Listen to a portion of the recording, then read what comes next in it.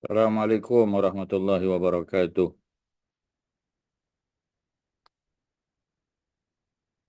Assalamualaikum warahmatullahi Assalamualaikum wabarakatuh. warahmatullahi wabarakatuh. Alhamdulillah wa bihi nasta'in ala umuri dunya waddin. Wassalatu wassalamu ala sayyidil mursalin. Ala Ustaz. alihi wa sahbihi ajma'in. Subhanaka la ilma lana illa ma 'allamtana innaka antal alimul hakim. Rabbi shrah li sadri wa yassir li amri wahlul 'uqdatam min lisani yafqahu qawli wa la haula wa la quwwata illa billahil aliyyil azim. Tuan-tuan muslimin muslimat, mudah-mudahan kita sama-sama dirahmati oleh Allah Subhanahu wa taala. Surah Thaha, surah yang ke-20, ayat yang ke-52. Muka surat 315 ya. Masing-masing buka surah Thaha, muka surat 315, muka surat sebelah kanan atas sekali ya, ayat 52. Yang pertama surah Thaha ni termasuk surah Makkiyah ke Madaniyah? Syarin ya. Dia Mekah ke Ya, Madinah? Mekah. Kalau Mekah, sebab apa kita kata di surah Mekah? Kerana Kerana dia uh, Turun di Mekah. kerana dia ada menceritakan ada surah, ada ayat turun di Mekah tapi dia bukan Mekah ya. Yang masa hijrah, masa apa kita panggil, masa haji, masa Nabi buat umrah, bila ada ayat turun. Adakah sebab dia turun kat Mekah maka dia jadi ayat Mekah? Bukan. Ya, dia dia Mekah turun bukan sebab sebelum turun hijrah. di mana, ya. Kerana dia turun sebelum hijrah. Okey, turun sebelum hijrah. Lagi apa lagi? Macam mana kita nak tahu dia tu surah Mekah? Dengan melihat kepada apanya? Dengan melihat Tentang kepada akidah Yalah, melihat kepada kontennya Ustaz. kepada apa tu? dan dia Akidah. konten. Kontennya. Kepada konten dia, subjek matter dia, ya. Jadi subjek besar dia ialah akidah. Kalau kita nak detailkan, disimpulkan dalam dalam apa? Akidah tu disimpulkan dalam 6. Disimpulkan dalam rukun iman yang 6. Dalam 6 rukun iman. Maknanya kalau surah Toha ni cerita syurga neraka, tu cerita Mekah lah tu, ya.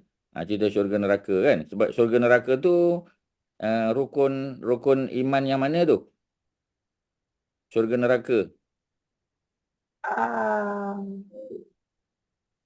Rukun iman yang ke syurga neraka. Rukun iman yang ke-6 lah Ustaz. Apa yang keenam tu? kadar dan kadar. Bukan. Ya. Kan? Kepada hari akhirat. Kepada hari akhirat, ya, ataupun hari kiamat, ya. Jadi syurga neraka tu terletak ataupun datang selepas berlakunya hari kiamat. Jadi keimanan pada hari akhirat itulah termasuk cerita syurga dan neraka, ya. Jadi cerita Mekah. Kemudian apa lagi, ya? Kalau cerita tentang nabi-nabi dan rasul yang terdahulu, orang-orang beriman terdahulu, itu semua adalah cerita Mekah. Inilah yang kita cerita, ya, cerita Nabi Musa, cerita Firaun, ya, cerita Ali Sihir. Ini semua cerita orang-orang terdahulu. Jadi cerita orang terdahulu, ya, semua itu juga termasuk dalam surah Makkiyah, surah Mekah, ya. Walaupun dia bukan termasuk dalam apa kita panggil, ya, dalam mana dia masuk juga. Kalau Nabi dan Rasul dia termasuk dalam keimanan kepada apa? Kepada rasul-rasul. Yang pertama keimanan pada Allah kan, cerita tauhid, kebesaran Allah, keagungan Allah. Yang kedua cerita tentang percaya pada malaikat, ya, cerita Jibril, Mikail, ya, cerita hari kiamat pun ada masuk juga berkait dengan apa ni, dengan masyarakat apa malaikat yang meniup sangkakala kan, Israfil. Cerita beriman kepada nabi-nabi dan rasul termasuklah Nabi Musa, Nabi Yakub, ya, tu semua termasuk. Cerita orang-orang terdahulu. Jadi orang terdahulu tu sebenarnya masuk dalam cerita Rasul juga. Kerana orang terdahulu tu dia hidup pada zaman tersebut. Contoh kita kata cerita Nabi Khidir contoh, ya. Walaupun dia bukan Rasul tapi dia hidup zaman Nabi ataupun Rasul Musa alaihissalam. Macam tu. Okey, ya. Jadi ayat yang ke-52. Auzubillah minasyaitanirrajim, ya. Jadi dia termasuk cerita tentang masih Nabi Musa lah sebenarnya. Ya, masih cerita Nabi Musa. Qala, ya, Nabi Musa pun bersabda ilmuha, ya, ilmu tentang Tuhan tu, ya, ilmu tentang kiamat, ilmu tentang qada dan qadar, ya, ilmu tentang kebinasaan sesuatu kaum, ilmu tentang apa saja, ya, ilmuha, ilmu tentangnya berada inda Rabbi, di sisi Tuhanku. Maknanya ilmu tu ada pada Allah. Ya, semua perkara yang telah, yang sedang, yang akan berlaku, semua dalam pengetahuan Allah. Ya. Dan perkara-perkara itu berada di dalam kitabin, dalam satu kitab. Ya, dalam satu kitab. Jadi bila disebut dalam satu kitab tu bukanlah maknanya kitab Taurat, kitab Injil. Yang dimaksudkan dalam kitab di sini adalah dalam Lauh Mahfuz. Sebab apa dipanggil kitab? Kerana kitab merujuk kepada sesuatu yang ditulis. Ya, jadi Lauh Mahfuz tu ditulis, ya, ditulis. Ya, jadi dia berada pada langit yang paling tinggi, ya, dan disimpan oleh Allah Subhanahu Wa Taala. Disebut kitabin, ya, dalam surah apa tu, ya. Kalau dalam surah Waqiah, dalam surah apa? Dalam surah Waqiah disebut, ya, fi kitabin maknun, ya. Tuan-tuan boleh tengok kitabin maknun. Ya, dalam surah Al-Waqiah, cuba tengok surah Al-Waqiah, surah yang ke-57, ya. 57 pada ayat yang berapa tu, ya. Surah yang ke-56, sorry, ya, Waqiah 56, ya, berada pada muka surat 537. Cuba tengok 537 Quran.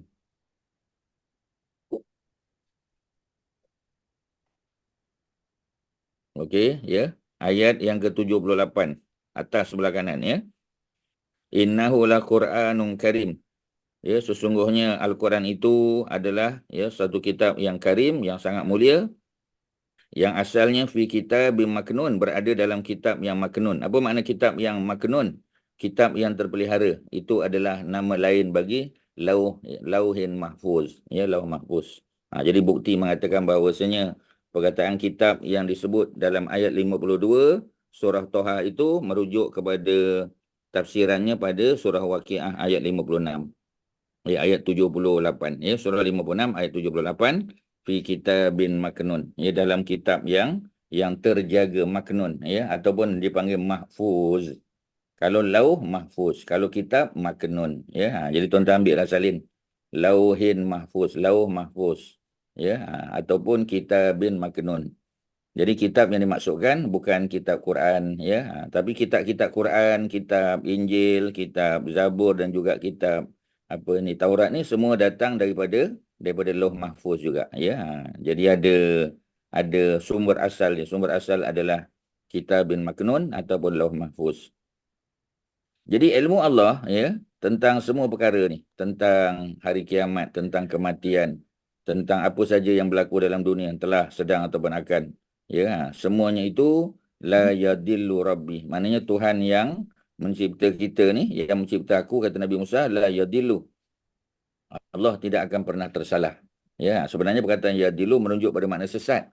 Tapi kita tidak nisbahkan, ya, sebab bila kita belajar tentang apa kita panggil, ya, tentang 99 nama-nama dan sifat-sifat Allah, kita tahu, ya, bahawasanya takkan kita nak kata Allah tu sesat. Tak patutlah, tak wajarlah dengan sifat ketinggian Allah tu. Maka kita kata Allah tu la yadillu dengan makna la yakhta', ya, Allah tidak membuat kesilapan ataupun kesalahan. Ya, wala yansa, dan Allah juga tidak pernah lupa, ya. Jadi Allah tak pernah lupa. Ya, kerana apa? Kerana Allah tidak tidur. La ta'khuzuhu sinatun wala naum. Allah tidak pernah mengantuk walaupun tidur, apatah lagi tidur. Ya, tu yang menyebabkan, ya, semua perkara dalam pengetahuan Allah, walaupun perkara yang kecil, ya, besar atau kecil, semua dalam pengetahuan Allah.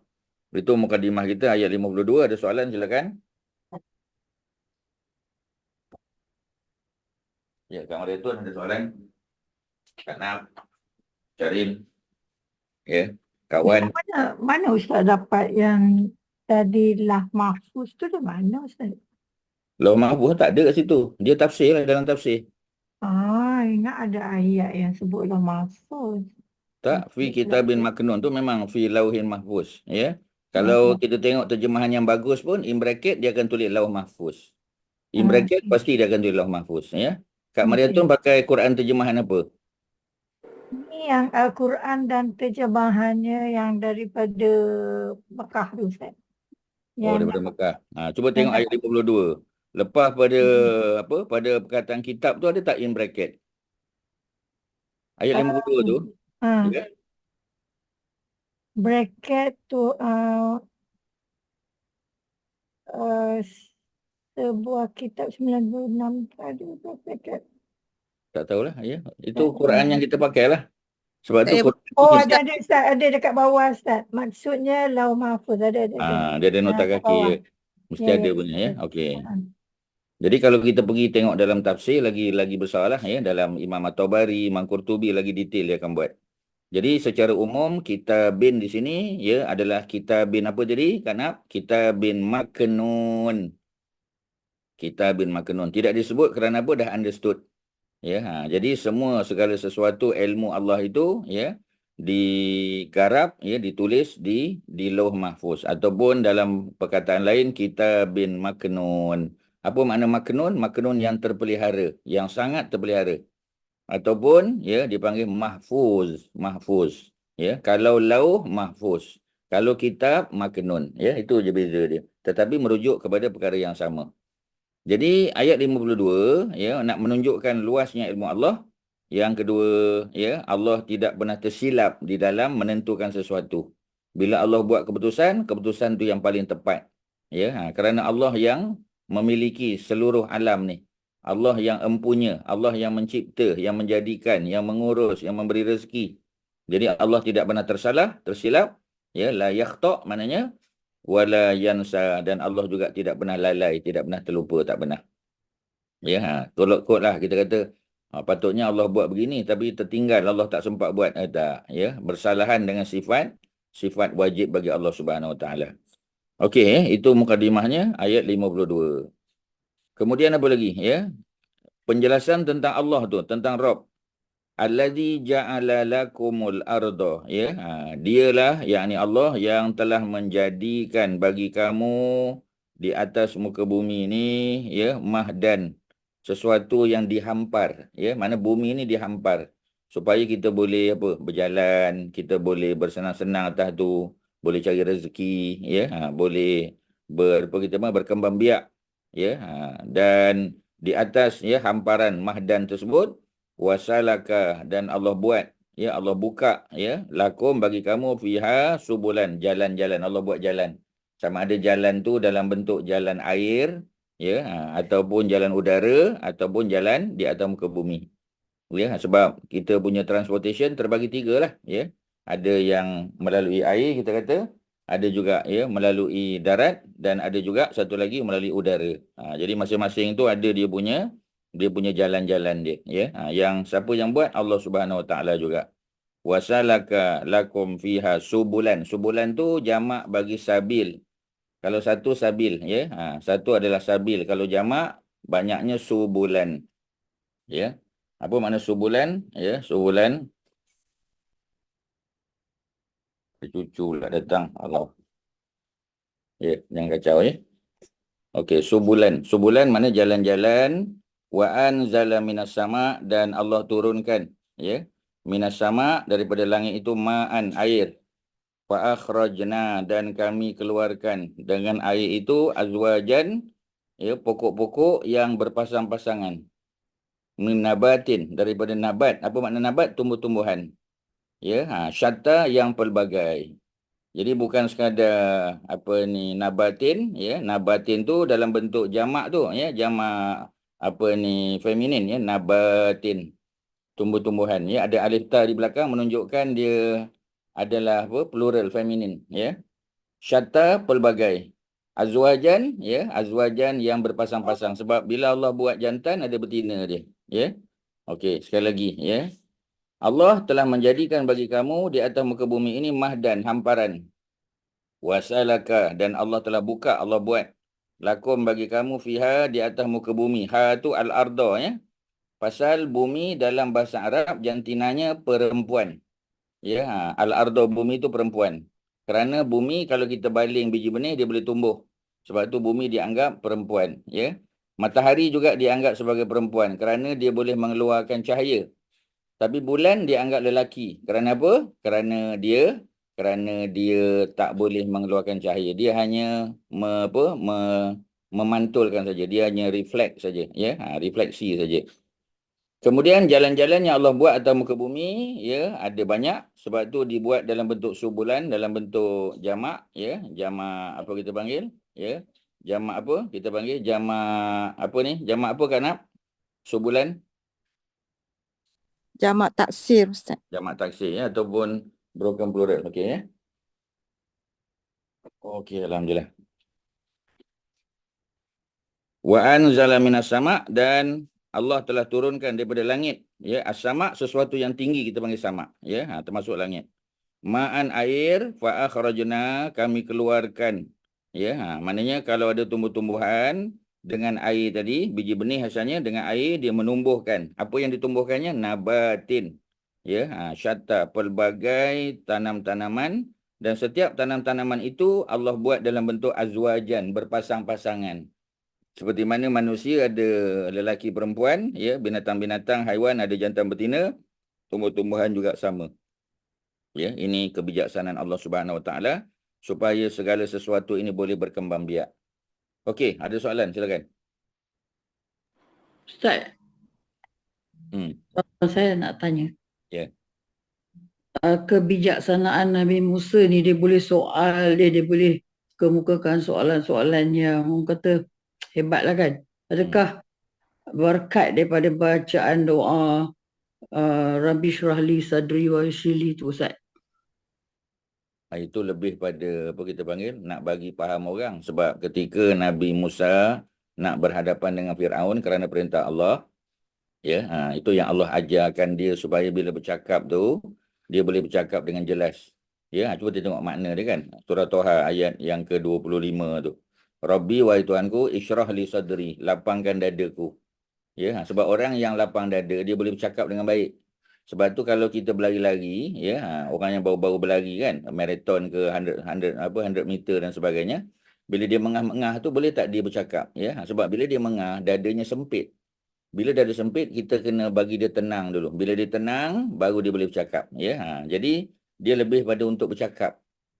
Rabbi syrah li sadri wa yassir li amri, ya, permudahkan urusanku, maknanya supaya boleh bila bertemu dengan Firaun ya. Hari tu ingat tak ya, masa Kak Nap tanya ya, kemudian Haji Asyari pun bagi ya. Maknanya mereka Musa dan Harun mengambil masa berapa lama tu?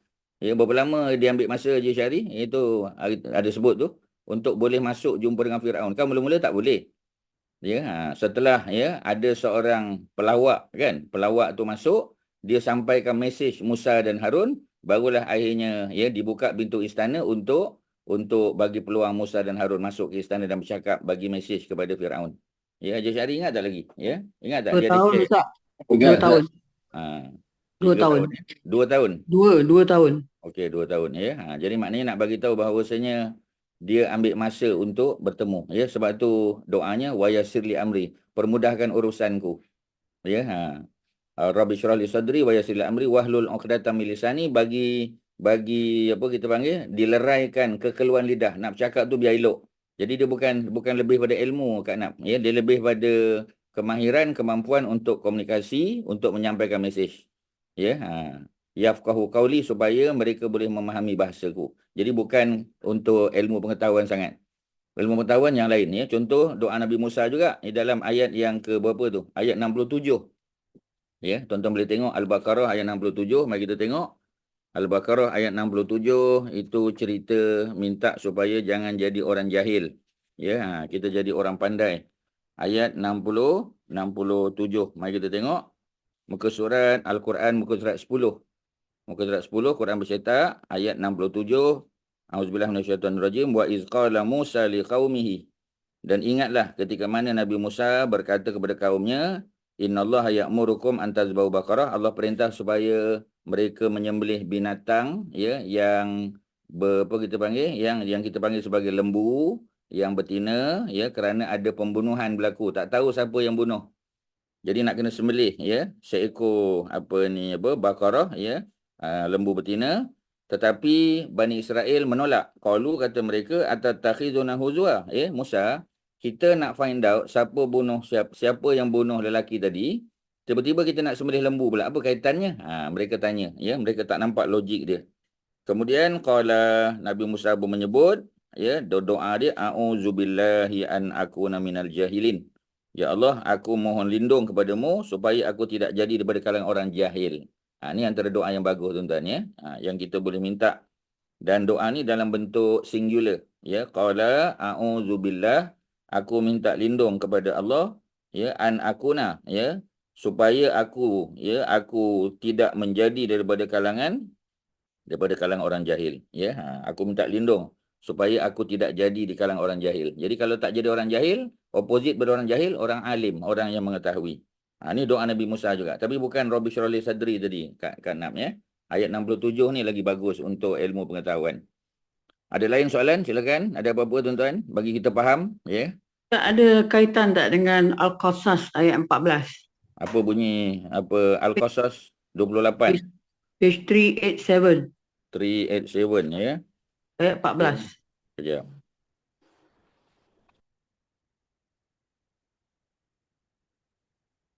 Three 386, 387, ya. Ayat yang ke-14. Apa bunyinya, ya? Dia masuk ke Madinah tu. Cerita dia masuk ke Madinah kata tu, walamma balagha asyuddahu wastawa, ya, atainahu hukman wa ilman, ya. Ini apa kita panggil cerita Nabi Musa juga, ya. Ini Allah yang bagi. Maknanya bukan Nabi Musa yang minta. Ya, walamma balagha asyuddahu, ketika mana Nabi Musa sampai usianya, ya. Di sini dalam perbincangan para ulama disebut ketika Nabi Musa berusia sekitar 30 tahun. Ya, wastawa, dan sempurna, ya, pemikiran akal dia. Kami datangkan kepadanya hukman, ya. Hukman di sini merujuk kepada kenabian, wa ilman, dan ilmu pengetahuan. Jadi bukan dia doa, ya. Ini bukan doa Nabi Musa minta, bukan. Ya, jadi kadang-kadang dalam Quran ni ada bentuk, ya, yang Allah bagi saja. Ya, kadang-kadang ada melalui permintaan. Ya, jadi macam contoh kita kata ketika Nabi Ibrahim dicampak dalam api.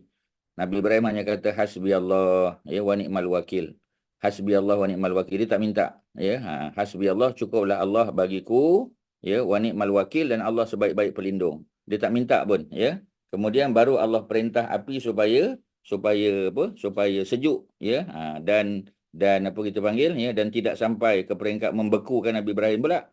Kalau panas membakar, kalau sejuk sangat membeku, ya. Jadi selamat. Ya, jadi selamat pada Nabi Ibrahim dan dia dapat keluar dengan baik.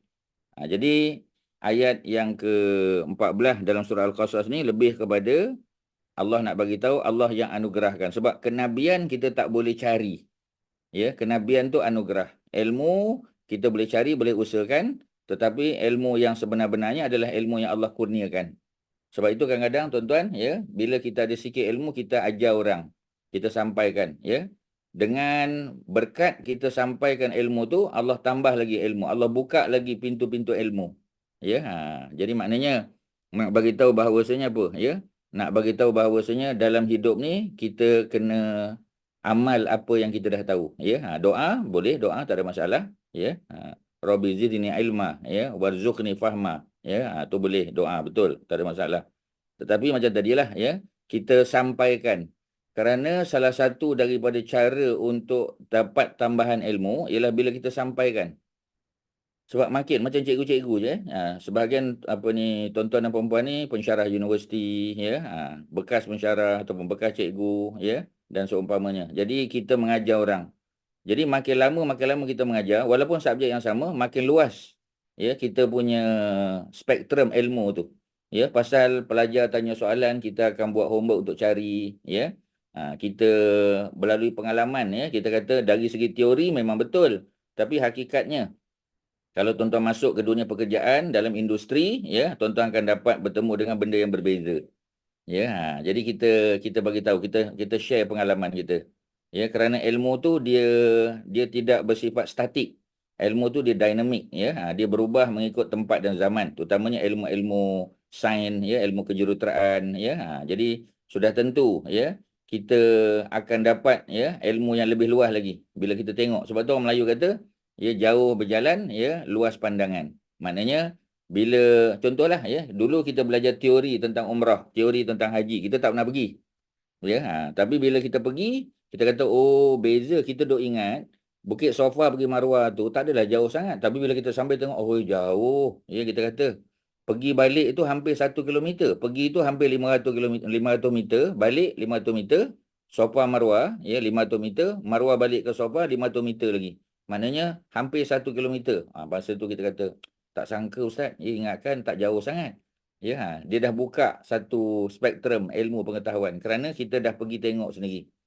Ya, kemudian kita pergi lagi kali kedua, ya, pergi lagi kali ketiga. Ya, kita punya maklumat dan knowledge tentang tempat tu akan jadi lebih luas lagi, ya. Kemudian kita ajar pula ke orang lain. Walaupun kita tak buat kelas tapi paling kurang kita ajar anak kita yang nak pergi umrah. Kita ajar cucu kita nak pergi umrah, ya. Ilmu tu akan bertambah lagi. Macam tu sifat dia. Ya, jadi dalam bab tadi, ya, kita amalkan. Tapi macam tadilah Ustaz sebut, ya, perkara yang bersifat kenabian, kerasulan itu tak boleh diusahakan. Kita tak boleh isi borang apply, tak boleh. Ya, ilmu kita boleh usahakan, tetapi ilmu yang sebenar-benarnya adalah ilmu yang Allah anugerahkan. Ya, sebab tu kadang-kadang kita tengok, ya, orang muda kita tengok, ya, kadang-kadang umur 30, ya, umur 40 kadang-kadang, ya. Kita kata mungkin dari segi experience kurang, ya, tapi ilmu dia luas. Sebab apa? Ya, memang yang pertama dia membaca betul. Yang kedua pengalaman, ya, sedikit pengalaman. Yang ketiga kerana dia mengajar. Ya, kalau tuan-tuan mengajar tajwid ke mengajar apa-apa sajalah, ya, ilmu dunia atau ilmu akhirat. Ya, ilmu tuan-tuan akan bertambah. Sebab apa? Ya, sebab memang apa kita panggil, ya, memang sifat ilmu tu bila kita ajar dia akan tambah. Kerana bila kita ajar maknanya kita syukur. Ya, balik pada ayat lah. La in syakartum la azidannakum. Jika kamu syukur, syukur ilmu apa dia? Syukur ilmu kita amal dan kita ajar pada orang lain. Kemudian Allah akan la azidannakum, Allah akan tambah. Memang kaedah dia macam tu, apa Kak Nap, ya, ataupun tuan-tuan dan puan-puan yang lain. Jadi oleh kerana itu, ya, bila kita sebut tentang ayat ni sebenarnya dia lebih pada yang Allah bagi. Ya, jadi kita taklah jadikan ayat ni sebagai doa. Kita taklah baca walamma rabbana walamma balaghata, ya, kerana dia merujuk kepada anugerah Allah dalam bentuk hukman, kenabian, wa ilma dan ilmu pengetahuan. Wa kadzalika najzil muhsinin. Demikianlah kata Allah, kami balas, ya, kepada orang yang buat baik. Salah satu perkara kebaikan yang kita buat apa? Ilmu kita amal, yang kedua kita ajar pada orang lain. Dia balik pada benda yang sama juga tuan-tuan, ya. Dia pimai-pimai tang tu juga. Ada ilmu, kita tak ada ilmu, kita kena belajar. Lepas dapat ilmu, kita amal. Lepas kita amal, kita ajar pada orang lain. Oh, tu package dia tuan-tuan. Itu dia punya apa kita panggil, dia punya change dia. Ya, dia punya rangkaian dia. Okey, ya. Boleh tuan-tuan? Kalau ada soalan silakan. Kak Nap tadi yang tanya, okey. Okey Ustaz, maaf Ustaz, Al-Baqarah tadi tu doa dia, aku berlindung kepada Allah agar tidak jadi orang bodoh ya Ustaz? Tidak jadi orang jahil, bukan bodoh. Jahil. Orang jahil, ya. Jahil tu lebih pada agama lah. Ya, maknanya tak kenal Tuhan. Sebab tu kita panggil Abu Jahal. Bukan sebab dia bodoh, dia pandai. Abu Jahal ni orang yang bijaksana. Ya, orang Mekah panggil dia Abul Hakam. Ya, the father of wisdom. Sebab dia pandai bercakap, pandai berbahas, dia pandai syair, ya. Dia pandai berperang, ya. Dia boleh jadi ketua tentera. Memang dia jadi jeneral tentera dalam perang Badar. Ya, walaupun dia kalah tu cerita lain lah kan, tapi kepimpinan tu dia ada. Dia pandai berniaga, dia very successful tuan-tuan. Tetapi dalam bab mengenal Tuhan, dia jahil. Jadi jahil di situ makna ignorant. Bukannya merujuk kepada stupidity, bukan. Ya, dia ignorance, ya, not stupidity. Jadi aku mohon kepadamu ya Allah melindung daripada aku jadi orang jahil. Jadi bila kita minta Allah lindung kita daripada jahil, Allah pandaikanlah kita, Allah bagilah ilmu pengetahuan kat kita, insya-Allah. Okey, ya. Balik pada surah Toha balik tuan-tuan. Kecuali tuan-tuan ada soalan, ya. Ada soalan? Tak ada, ya. Tak ada, balik pada surah Toha, surah yang ke-20, ya. Jadi kita tengok balik. Kita dah baca ayat yang ke-52 tadi kan, ya. 52 dah baca. Kita dah tengok bahawasanya apa tuan-tuan, ya. Dalam kehidupan, ya, memang Allah Subhanahu Wa Taala, kita sangat berhajat kepada Allah. Kerana dengan bantuan Allah, ya, baru kita boleh survive. Baru kita boleh melayari kehidupan dengan baik. Dan semua benda dalam pengetahuan Allah Subhanahu Wa Taala, ya. Allah jadikan muka bumi untuk ya, manusia hidup di atasnya. Allah hamparkan muka bumi itu. Allah buat jalan-jalan, sama ada jalan laut, jalan darat, jalan udara, dan Allah turunkan daripada langit tempat yang tinggi ma'an air, ya. Sebenarnya air itu tak turun daripada langit. Air itu turun daripada awan, tapi oleh kerana awan duduk di atas, kita sebut secara umum as-sama. As-sama mana? Benda yang duduk di atas kita, ya. Cuma kalau kita terjemah as-sama, kita kata langit. Sedangkan hujan tak turun daripada langit, ya, dari arah langit. Ya, kerana awan duduk di atas, ya.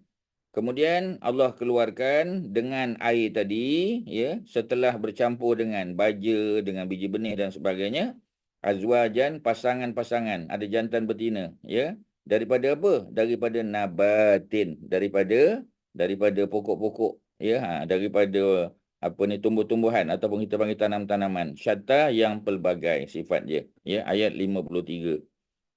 Ayat 54, ya, setelah pokok-pokok tu membesar, ya, ada buah, ya, ada daun dan sebagainya. Allah perintah kulu, makanlah.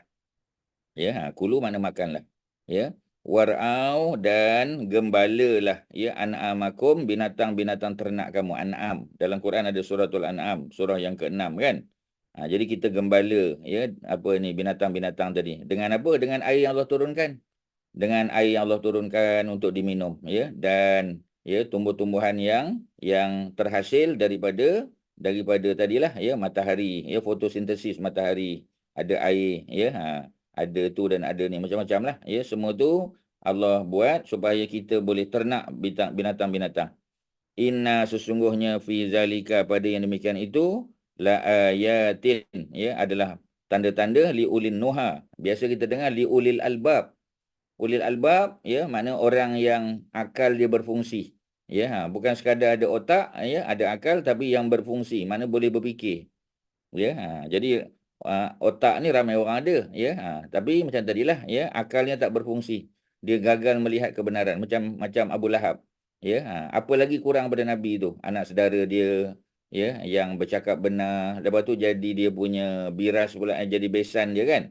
Sebab dua anak Abu Lahab kahwin dengan dua anak Nabi, ya. Khadijah tu apa ni, isteri pada Nabi, orang kaya, ya. Kedudukan mereka tinggi. Kemudian apa lagi kita kata? Nabi dipuji kerana kebijaksanaan ketika meletakkan balik Hajar Aswad kan. Sebelum Nabi dilantik menjadi Rasul, umur 35 tahun, Nabi dah tunjukkan kebijaksanaan. Abqariyatun Nabi dipanggil. Abqariyah, maknanya geniusnya Nabi tu. Ya, Nabi seorang genius. Patutnya tak ada apa kurang pada Nabi tu. Sehingga kalau Nabi ajak Abu Lahab masuk Islam, Abu Lahab boleh terima. Sepatutnya. Ya, tetapi apa yang berlaku? Dia tak nampak kebenaran. Tak nampak kebenaran. Ya, sebab adakah dia tak ada otak? Ada. Ya, tapi akalnya tidak berfungsi untuk memandunya ke arah kebenaran. Tak dapat. Abu Jahal tak dapat. Ya, jadi siapa lagi kita kata? Tapi Abu Sufyan Allah panjangkan usianya. Ya, dan akhirnya dia beriman. Ya, tetapi setelah dapat pressure, ya, setelah anak dia kahwin dengan Nabi, Nabi selamatkan anak perempuan dia yang duduk di Eritrea, ya, Nabi apa kita panggil, ya, Nabi muliakan anak perempuan dia, dan dia rasa terhutang budi pada Nabi. Dan dia rasa tak patut aku buat Muhammad ni macam ni. Kerana aku lawan Muhammad dalam perang Uhud. Aku lawan Muhammad dalam perang Khandaq. Ya, aku buat pelbagai perkara kepada Muhammad ni, tapi Muhammad balas dengan kebaikan. Dan dia ambil anak aku, selamatkan anak aku pula daripada apa kita panggil, daripada kesusahan, ya, sebab suami anak dia, ya, Ramlah binti Abu Sufyan tu suaminya mati. Ya, ada anak seorang, ya. Siapa yang jadi hero menyelamatkan anak dia? Nabi Muhammad sallallahu alaihi wasallam. Ya, jadi dalam keadaan begitu, ya, anak dia pula Muawiyah masuk Islam. Apa yang berlaku, tuan-tuan? Akhirnya dia pun masuk Islam. Ya, tapi masuk Islam pada waktu yang bukan kemuncak. Ya, waktu kemuncak tu zaman awal, ya, Osman, ya, Saidina Ali, ya, orang-orang beriman, ya, Sumayyah, itu zaman kemuncak, ya, sebab manusia ditekan untuk kalau jadi orang beriman, ya, jadi Islam, mereka akan diseksa, mereka akan dibunuh, mereka akan diperlakukan pelbagai perkara. Tapi zaman Abu Sufyan dah tak ada dah, ya, apa nak tekannya, sebab dia yang menekan selama ni. Tapi dia masuk Islam, ya, dan waktu dia masuk Islam tu bukan prime time, bukan waktu kemuncak. Ya, jadi maksudnya macam kita lah, ya. Ada pelaburan, kita dah labur dah. Kita antara orang awal yang melabur, alhamdulillah. Ya, dah untung, dah apa semua sebagainya. 2 tahun, 3 tahun lepas tu baru orang lain masuk. Ya, masa orang lain masuk tu, ya, kita kata dah jumlah dalam apa kita panggil, yang melabur tu dah cukup ramai dah. Ya, sehingga kita kata dia punya profit dia, dividennya dah tak besar mana pun. Yang awal-awal tu untung lah. Ya, yang kemudian ni kurang. Itu kalau kita boleh buat sedikit perbandingan lah. Ya, mungkin tidaklah 100% tepat, tapi boleh diambil kira. Okey, tuan-tuan, ya, itu ceritanya. Jadi ulil nuha bermakna ulil albab sama. Ya, maknanya orang yang berakal. Maksudnya akalnya berfungsi. Ya, manusia ni semua berakal, melainkan dia tak siuman lah. Ya, tetapi orang yang kita tengok sihat, ya, profesor universiti, lawyer sebagai contoh, ya, orang India ramai jadi lawyer. Ya, mereka pandai bercakap, mereka boleh guna hujah dan sebagainya. Tetapi dalam bab ya menyembah Allah, mereka sembah patung. Ya, mereka sembah apa kita panggil, ya, mereka sembah siwa, murugan lah, itulah ini macam-macam. Sebab apa? Ya, kita kata dia nak kata bodoh, dia pandai. Nak kata tak pandai berfikir, dia very logical pemikiran dia, ya. Dia banyak reasoning lah tu semua sebagainya macam-macam. Tetapi pasal apa dia tak boleh nampak bahawasanya apa yang disembah tu tak ada kuasa. Ya, tak boleh buat apa-apa. Kan patung dia buat, ya, takkanlah patung tu boleh bercakap, ya, boleh mendengar, ya, boleh memakbulkan doa dia, ya, boleh tolong dia. Memang tak boleh, tak ada apa-apa pun. Tapi pasal apa dia tak boleh fikir? Kerana apa? Kerana dia bukan ulin nuha, kerana dia bukan orang yang akalnya berfungsi, tuan-tuan. Okey, ayat 54. Ada apa nak tanya? Silakan. Ada perkataan yang tak dapat Ustaz terangkan ataupun konsep yang tuan-tuan terlepas, ya, Ustaz ulang. Silakan. Kak Nomah ada apa? Kak Mariatun, Kak Tina, ya, Datuk, ada apa tu? Datuk Belum Osman. lagi Ustaz. Okey, ya, so far so good. Ya, Kak Noraini ada apa? Haji Hasan, Kak Maimunah. Tak ada Ustaz. Belum. Terima kasih. Tak ada Ustaz. Okey. Ayat 54. Ayat 55. Sebelum tu yang tadi tu, maaf Ustaz kan Ya, terlambat. silakan. Yang Nuha dengan perkataan Nuha ni dengan Albab tu sama ke? Ada beza? Allah gunakan beza-beza Nuha Betul, dengan ya. Albab. Mesti ada rahsia lah. Ya, rahsia di sisi Allah Subhanahu Wa Taala pasti, ya. Yang pertama sebab apa? Sebab nak bagi dia punya qafiah, dia punya rima. Cuba tengok. Ya, wala ayat 52, wala yansa. 53 syatta. 54 nuha. Kan semua berakhir dengan alif maksurah, Syarin. Kalau kita kata li ulil albab, tak kenalah. Rima dia tu lari, rhyme dia tu. Ya, dari segi rhyme pun kita dah tahu dah. Kalaulah ya Allah guna li ulil albab, tak salah. Tetapi rhyme dia tu, ya, bunyinya tak sedap. Dia tak konsisten. Pasal yansa ayat 52 ya berakhir dengan sin dan alif maksurah. Ayat 53 ta dan alif maksurah. Ayat 54 ha dan alif maksurah. Ayat 55 ra dan alif, semua konsisten, ya. Tengok 56 aba, ya. Ayat 57 Musa, ya. Ayat 58 apa ni suwa, ayat 59 duha, ya. Ayat 60 semua sama, tuan-tuan. Ujungnya semua alif maksurah, ya. Hebat Quran ni, tuan-tuan, ya. Maha bijaksananya Allah Subhanahu Wa Taala. Sehingga ya pada ayat yang ke-54 ni Allah tak guna albab walaupun maknanya sama dengan nuha. Itu kalau Ustaz boleh respon, Syarin. Okey? Okey Ustaz, terima kasih. Ya, alhamdulillah. Minha daripadanya, nya di situ makna tanah, tuan-tuan. Daripada tanah khalaqnakum. Kami telah cipta kamu wahai manusia, minha daripada tanah. Pasal apa ha? Sebab tanah tu al-ardah memang dia punya jantina, ya, betina ataupun perempuan. Jadi kalau tanah, bumi, tanah, ya, itu perempuan. Kalau matahari, perempuan juga sebab dia mengeluarkan cahaya. Bumi dia boleh mengeluarkan tumbuh-tumbuhan, ya, setelah diletak baja, letak apa anak benih dan sebagainya. Jadi yang boleh melahirkan tu, ya, dia panggil sebagai perempuan atau jantinanya betina. Tetapi kalau bulan, ya, bulan dia lelaki. Ya, kita panggil dia haza. Ya, ataupun zalika. Sebab dia jauh, kita kata zalikal qamar, zalikal badar. Itu adalah bulan. Dia dalam bentuk maskulin. Tapi kalau kita sebut tentang apa ni matahari, kita kena kata tilka. Ya, matahari itu tilka. Dia bukan dalam bentuk lelaki, tapi dalam bentuk perempuan. Ya, tu cerita dia. Okey, ya. Jadi minha daripada tanah khalaqnakum, kami kata Allah telah cipta kamu, wa fiha dan ke dalam tanah juga nu'idukum, kami kembalikan kamu. Kerana manusia ia dicipta daripada tanah, bila dia meninggal dimasukkan. Ya, wa fiha dan ke dalam tanah itu nu'idukum, kami kembalikan kamu. Kami simpan kamu dalam tanah. Wa minha dan daripada tanah juga nukhrijukum, kami keluarkan kamu. Masa bila? Bila sangkakala yang kedua. Bila ditiup semboyan kali kedua, trompet kali kedua, maka manusia semua bangkit daripada kubur. Ya, bangkit daripada tanah. Jadi dicipta daripada tanah, kemudian bila meninggal dimasukkan, disimpan dalam tanah, kemudian bila waktu mahsyar, ya, mereka dikeluarkan balik daripada tanah juga, ya. Wa minha dan daripada tanah nukhrijukum, kami keluarkan kamu wahai manusia, taratan ukhra, ya, pada waktu yang lain. Waktu yang lain tu maknanya waktu nantilah, ya. Jadi ada waktu dicipta, ada waktu dia mati dan ada waktu dia dihidupkan balik. Taratan di situ maknanya waktu, ya, waqtan ukhra, ya. Waktu yang lain. Jadi itu manusia, ya. Jadi sudah tentu kita tak bolehlah apply ayat ni untuk jin dan syaitan dan malaikat, sebab malaikat bukan daripada tanah. Malaikat daripada cahaya nur. Ya, kalau jin, syaitan, ya, dan juga iblis itu daripada api. Jadi minha tu walaupun boleh kita pakai untuk api, tapi di sini maksudnya adalah tanah. Ya. Jadi sebab kalau kita kata apa kita panggil, ya, kalau malaikat, ya, malaikat dia tak mati macam kita, dia mati juga, tapi dia akhir zaman besok, ya, setelah selesai tugasan dia. Jadi kita tak pernah dengar malaikat dikebumikan, tak pernah dengar. Yang dikebumikan manusia, ya. Lain pada tu Allah yang Maha tahu bagaimana pengurusan jenazah. Kalau jin mati macam mana? Ya, kalau apa kita panggil, ya, kalau mereka sampai satu waktu mereka dimatikan oleh Allah, ya, di mana mereka disimpan? Wallahu alam, kita tak tahu. Ya, tapi manusia tahu, ada kubur dia, ada pusara dia, tuan-tuan, ya. Melainkan mereka yang meninggal dan ditenggelamkan dalam laut, ya, macam orang pergi haji dulu kan, naik kapal, ya, bila meninggal maka dikebumikan, ya, di dasar laut saja.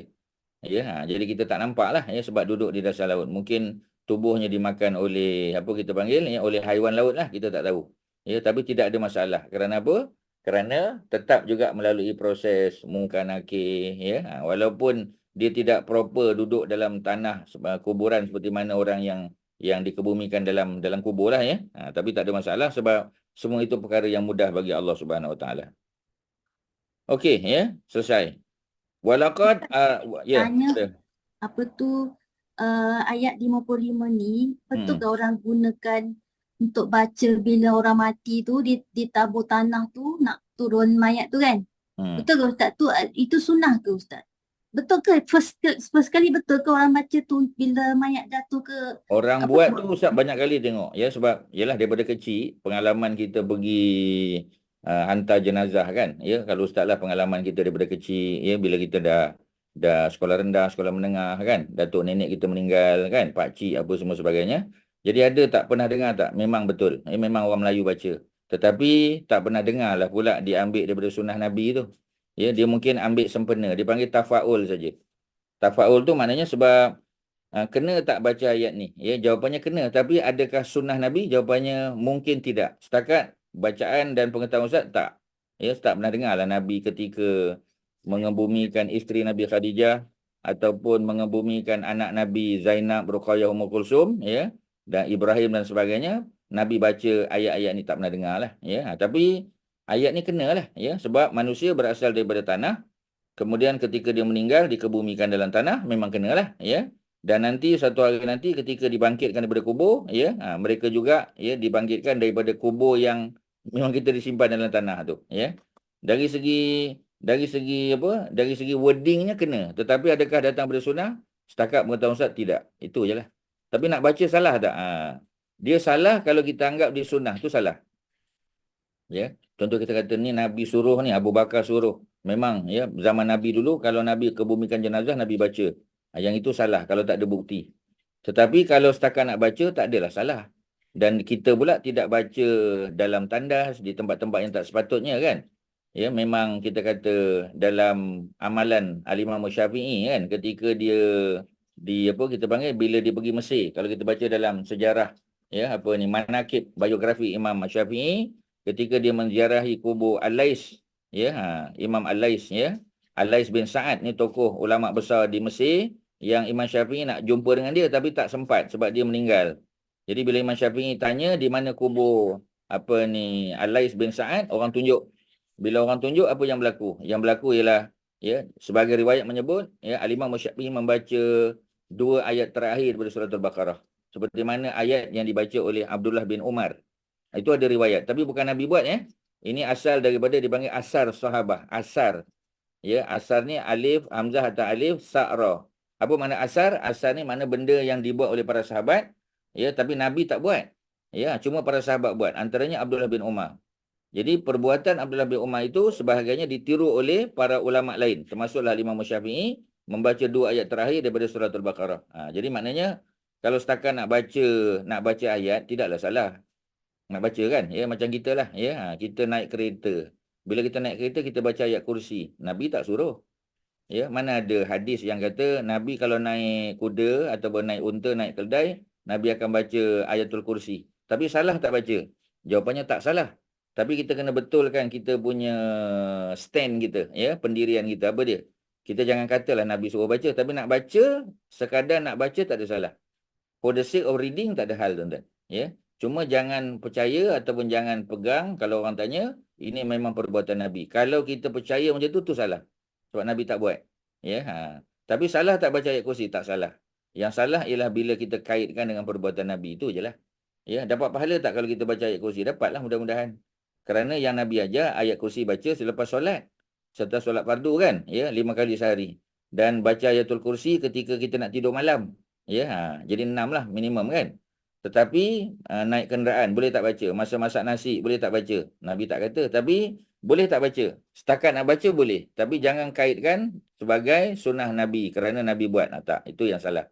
Boleh tak faham apa ni Syarin? Ya? Boleh Ustaz. Tapi Okey. kalau kita baca ni, lepas tu kata Pak Imam yang baca tu, baca dengan dia punya, apa tu maksud dia tu, orang-orang yang hidup dan datang tu kira sentak macam balik tu insaf macam Ustaz. Kalau Kan, kita daripada kata manfaat. kalau ada manfaat daripada ayat Quran, maknanya kita baca tu kerana ada mesej dakwah. Ya, sebab tu kita tengok apa kita panggil ya, banyak tuan-tuan guru ustaz-ustaz kita bila ada orang meninggal ya, dia ambil peluang untuk bagi kuliah. Ustaz pun ya, secara peribadi kalau kita datang satu majlis dan keluarga tu kata ustaz bagi tazkirah sikit, kita bagilah dalam 5 atau 7 minit kan ya, kita sebutlah ayat-ayat ya, kita kata tuan-tuan perempuan ya, kita ni semua datang daripada Allah Subhanahu Wa Taala, baca ayat ni sebagai contoh. Salah tak salah? Ya, memang itu termasuk perkara yang dilakukan. Ya, memang ketika kita datang untuk menghantar jenazah ke kubur, setelah kita selesai mengebumikan dia, ya, selain daripada kita mendoakan dia, ya, minta supaya Allah ampunkan dia, kita juga bagi tazkirah peringatan kepada orang yang masih hidup. Ya, itu termasuk. Ya, tuan-tuan boleh tengok di YouTube, tuan-tuan pergi YouTube, ya, tazkirah di perkuburan. Oh, tu banyak keluar nanti. Ya, even mufti-mufti pun ada yang dirakamkan, ya, mereka bagi tazkirah ketika berada di perkuburan. Memang ada, tuan-tuan. Tuan-tuan boleh tengok. Ya, benda tu dah viral dah. Ya, jadi tidak ada isu lah. Ya, kerana dia merupakan perkara yang tujuan dia ada elemen dakwah. Ya, macam tadi Syarin katalah, ya, kita nak supaya orang ambil pengajaran. Jangan sekadar hantar kemudian balik, tapi dapat pengajaran. Ya, ni dah sampai ajal dia meninggal, dia esok-esok kita pula. Ya, seperti mana kita hantar orang ni ke kubur, besok kita kalau meninggal orang hantar juga.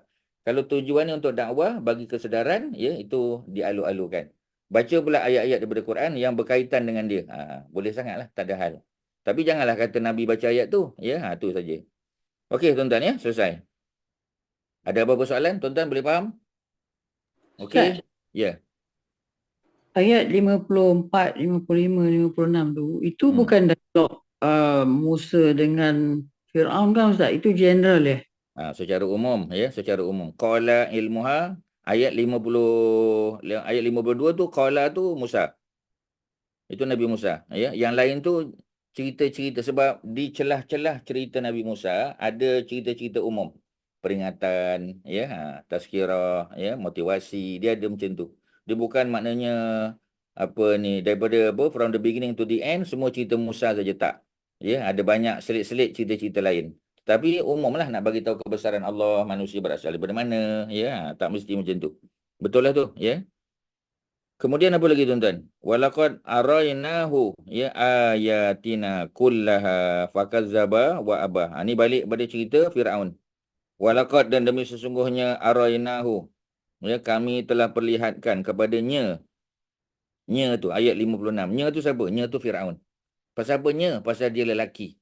Ya. Kerana ni Firaun yang hidup pada zaman Nabi Musa, dua-duanya lelaki. Ya, perlu Ustaz sebut sebab apa? Kita kata memanglah Firaun tu lelaki Ustaz, mana ada Firaun perempuan? Dah. Firaun perempuan ada, ya.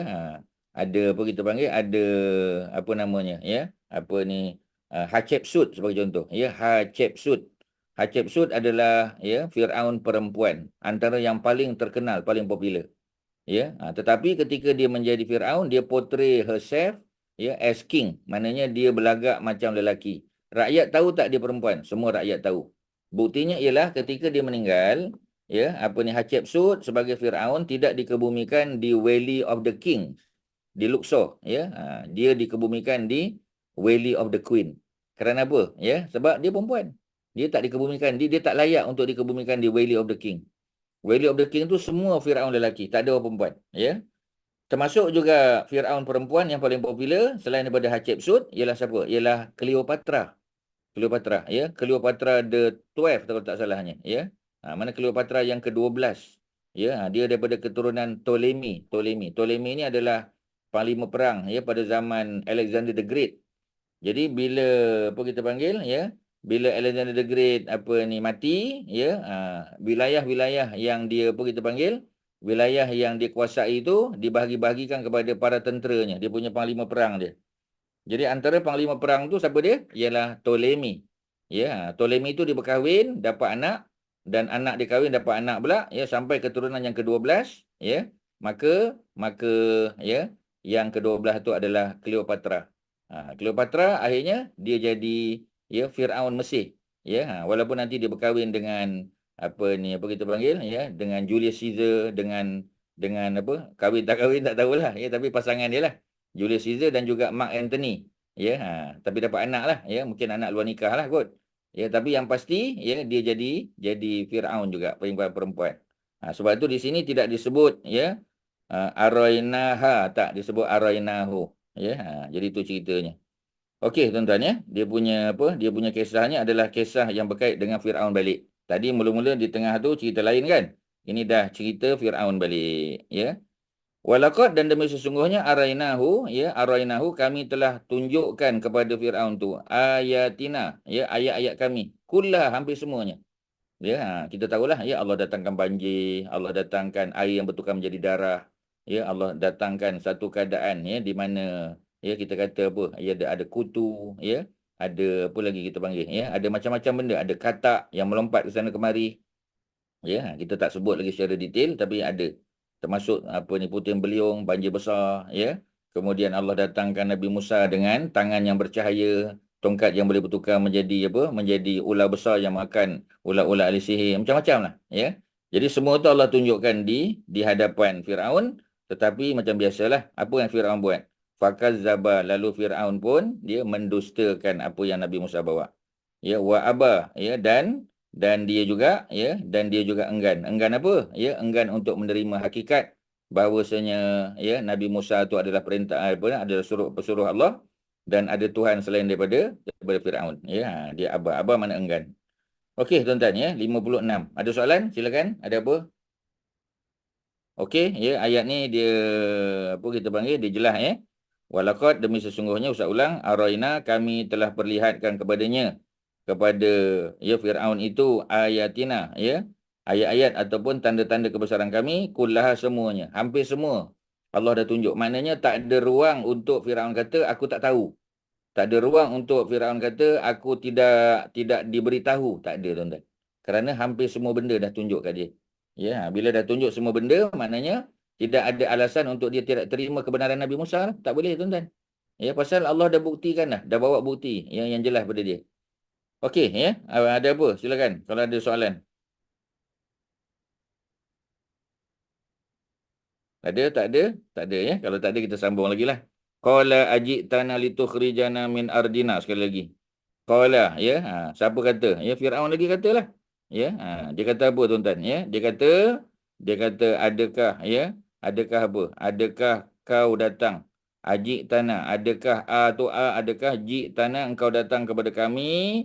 Kata Firaun, litukhrijana, untuk engkau keluarkan kami, kau halau kami, min ardina, daripada bumi kami, bumi Mesir. Menunjukkan Firaun tu adalah penduduk asal Mesir.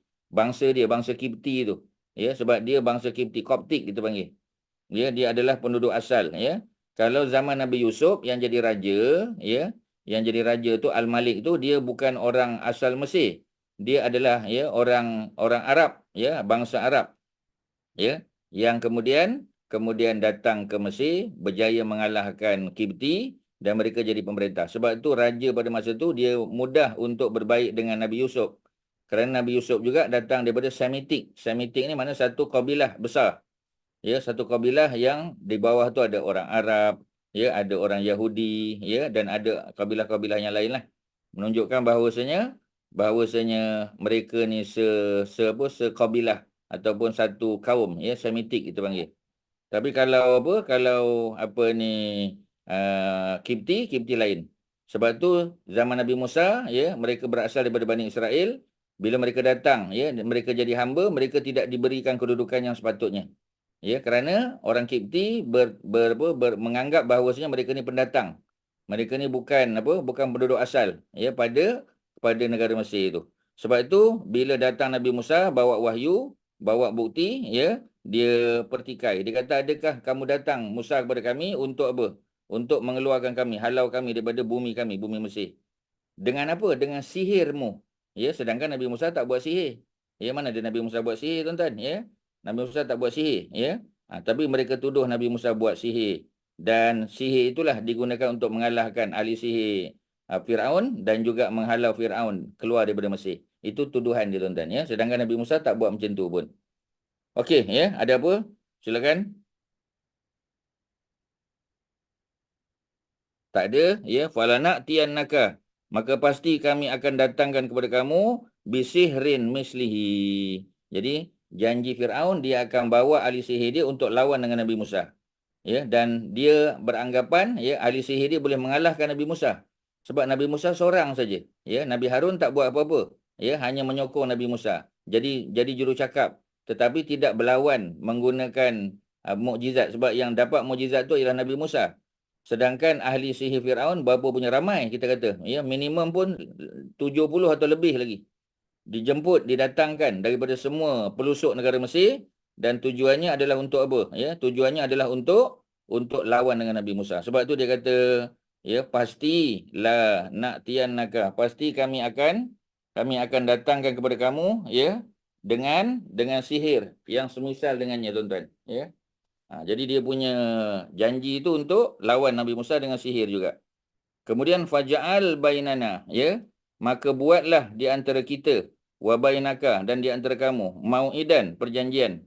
Ya, jadi dia minta supaya buat janji. Ya.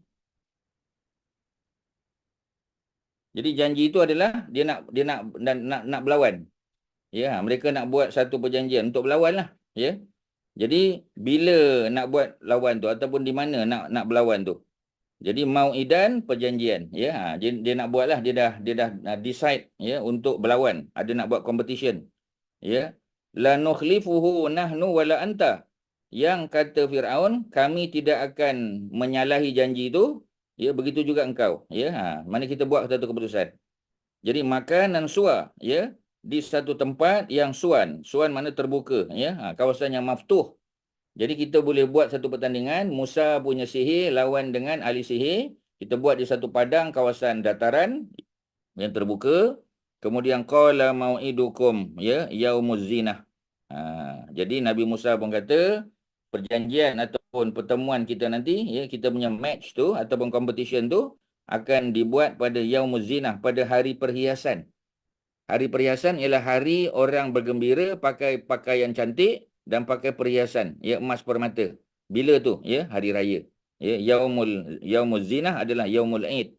Seperti mana kita tahu pada hari raya tak sunat pakai putih. Ya, kalau kita lah, ya, sunnah Nabi SAW hari Jumaat pakai putih. Tapi kalau hari raya kita pakai yang colourful, berwarna-warni, ya, dapat pahala. Ya, pergi ikut jalan atas, balik ikut jalan bawah, contoh dia. Supaya kita boleh bertemu dengan ramai orang, kita boleh mendoakan, ya. Taqabbalallahu minna wa minkum solihal a'mal, kita boleh doa. Ya, kita jumpa orang, bertanya khabar, ya, singgah rumah dia pun singgah rumah kita, macam tu. Dia panggil yaumuz zinah, ya. Jadi maknanya Nabi Musa telah menetapkan hari di mana pertandingan itu akan dibuat. Ya, sedangkan kita tahu, ya, dia punya venue dia ditetapkan tadi oleh siapa? Ya, oleh Firaun. Wa an yuhsyaran nas, dan supaya pada hari tersebut, ya, manusia akan dikumpulkan. Sebab apa? Sebab pada hari raya orang tak bekerja. Bila orang tak bekerja, ya, dia ada apa kita panggil public holiday, semua orang boleh datang tengok. Pasal tujuan Nabi Musa adalah dakwah. Ya. Kerana selama ni kalau Nabi Musa bercakap dengan Firaun, dia duduk dalam istana yang tertutup. Ya, public tak tahu cerita. Tapi sekarang ni kita tunjukkan competition tu, kita buat di kawasan open, ya, open area, dataran, dan panggil semua hamba rakyat datang supaya mereka boleh tengok. Ya, an yuhsyar wa an yuhsyaran nas, manusia dikumpulkan. Dan pada waktu dia, tadi tempat lokasi, ya, kita dah tahu dah, lokasi dah tahu, kawasan terbuka, ya, dekat dengan istana lah. Kemudian, ya, bila berlakunya? Pada hari raya, ya, orang cuti. Hari raya ni orang pakai pakaian indah-indah, sebab tu dia panggil Yaumuz Zinah. Zinah mana perhiasan. Dan pada waktu bila? Ya, harinya Yaumuz Zinah. Tapi pada waktunya bila? Dah takkan waktu malam. Ya, dah tentu gelap. Jadi buat pada waktu duha. Duha mana waktu orang boleh tengok. Ya, clear kita kata. Ya, kalau tengah-tengah panas, ya, pukul waktu zuhur, ya, mungkin terganggu dengan panas yang terlalu terik kan. Tapi waktu duha ni kita kata sedang-sedang, elok. Ya, nampak cerah, orang boleh tengok. Jadi mereka telah menetapkan lokasi, telah menetapkan hari apa, dan telah menetapkan timing dia, waktu bila. Jadi clear lah, ya. Sebab tujuan Nabi Musa nak ajak supaya hamba rakyat Mesir ni lagi ramai, lagi bagus, ya, untuk dapat melihat kebenaran. Kalahnya ahli sihir Firaun di tangan Nabi Musa yang dituduh sebagai pelaku sihir. Ya, dan kita tahu nanti ahli sihir tak beriman kepada Firaun lagi dah. Mereka beriman kepada Tuhan Nabi Musa, ya. Dan ini menyebabkan Firaun marah. Ya, tetapi dakwah Nabi Musa clear lah. Kerana rakyat boleh tengok, ya, hatta ahli sihir Firaun pun beriman. Jadi yang tak beriman ialah Firaun tu sendiri. Pasal apa, ya? Kita kata para saharah ni. Saharah maknanya para ahli sihir ni beriman. Kerana mereka tahu yang Nabi Musa buat tu bukan sihir. Kerana mereka adalah profesor-profesor sihir. Mereka ni adalah profesor dalam bidang sihir. Maknanya sihir tahap tinggi tu, high level punya sihir, semua mereka kuasai Mesir ni. Jadi tiba-tiba datang seorang budak, ya, orang muda, ya, umur baru 40-an lebih, ya, datang untuk lawan dengan ahli sihir. Dah tentulah ahli sihir boleh menang. Sebab ahli sihir dah lah ramai, ya. Kemudian dari segi pengalaman, ya, dari segi kita panggil knowledge dia lagi hebat, ya. Nak lawan dengan budak muda Nabi Musa yang baru saja, ya, datang balik, ya, setelah dia lari pergi ke Madian, kampung Nabi Syuaib. Jadi mereka anggap Nabi Musa ni kecil anak je, memang boleh kalah kan. Tiba-tiba mereka yang kalah.